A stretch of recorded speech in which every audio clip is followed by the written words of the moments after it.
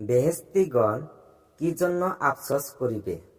হুজুরে পাক সাল্লাল্লাহু আলাইহি সাল্লাম ইরশাদ করেন, বেহেশতবাসীগণ কোনো কিছুর জন্য বেহেশতের মধ্যে আফসোস করিবে না, তবে যে সময়টুকু আল্লাহর জিকির ব্যতীত গত হইয়াছে উহার জন্য আফসোস করিবে।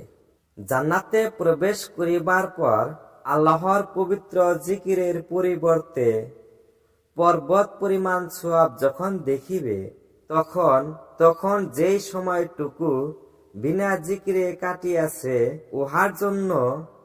উহার জন্য কত সহস্র আফসোস হইবে। এই জগতে এমন লোক রহিয়াছে যাহাদের নিকট আল্লাহর জিকির ব্যতীত দুনিয়াটা তুচ্ছ মনে হয়। হাফেজ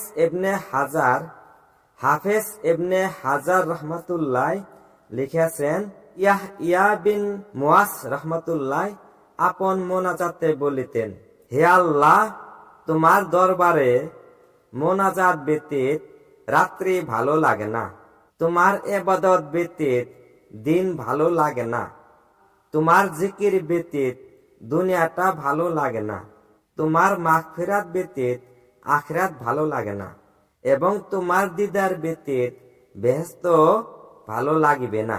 হযরত সিররি রহমতুল্লাহ বলেন, আমি হযরত জুরজানিকে ছাতু খাইতে দেখিয়া বলিলাম, আপনি শুধু শুকনা ছাতু খাইতেছেন। তিনি বলিলেন, আমি রুটি চাবাইতে ও ছাতু খাওয়ার মধ্যে হিসাব লাগিয়া দেখিয়াছি যে চিবানোর মধ্যে এত অধিক সময় নষ্ট হইয়া যায় যে উহার মধ্যে 70 বার সুবহানাল্লাহ পড়া যায়। তাই আমি 40 বৎসর যাবৎ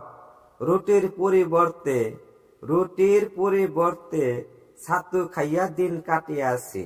মানসুর বিন মুতামিমের বিষয় উল্লেখ আছে যে তিনি 40 বৎসর যাবৎ এশার পর কাহারো সহিত কথা বলেন নাই। রাবি বিন হাইসাম রহমাতুল্লাহ 20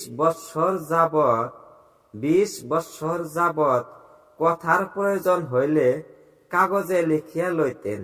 ইহা সত্ত্বেও রাত্রি বেলায় হিসাব নিকাশ করিতেন যে কয়টি কথা প্রয়োজনীয় লিখিয়াছেন ও কয়টি কথা অপ্রয়োজনীয় লিখিয়াছেন। হযরত আবু হুরায়রা ও হযরত আবু সাঈদ রাদিয়াল্লাহু আনহু দুইজনেই সাক্ষ্য দিতেছেন যে হুজুরে পাক সাল্লাল্লাহু আলাইহি সাল্লাম ফরমাইছেন, যেই জামাত আল্লাহর জিকিরে লিপ্ত হয়, ফেরেশতাগণ চতুর্দিক হইতে তাহাদিগকে বেষ্টন করিয়া ফেলে ও আল্লাহর রহমত তাহাদিগকে আসন্ন করিয়া লয় এবং তাহাদের উপর সুকিনা অবতীর্ণ হয়।